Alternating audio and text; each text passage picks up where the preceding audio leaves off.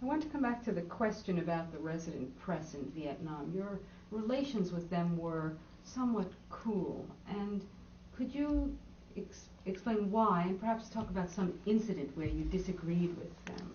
Well, I didn't think my relations were cool. We saw each other very frequently.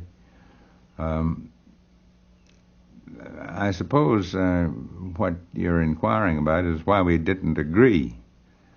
I didn't agree with the majority of the reports that came from the New York Times correspondent, who was David Halberstam, and his predecessor, Homer Bigart. I didn't agree with some of the reports that came from the two other resident reporters, who were Malcolm Browne of the Associated Press and Neil Sheehan of UPI.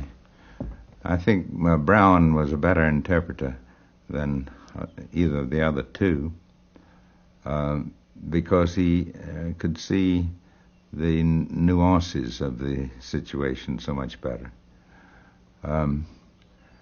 I think the New York Times was generally against U.S. support of the Diem government, and later against the government itself, for reasons which I never quite understood, but which may have been mentioned earlier, and that is that they weren't getting on with what they termed democracy fast enough.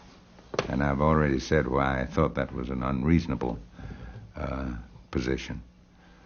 I do know that some of the New York Times editorials critical of the Diem government were broadcast from Hanoi in its propaganda efforts to undermine the Diem government. The editorials themselves written in New York.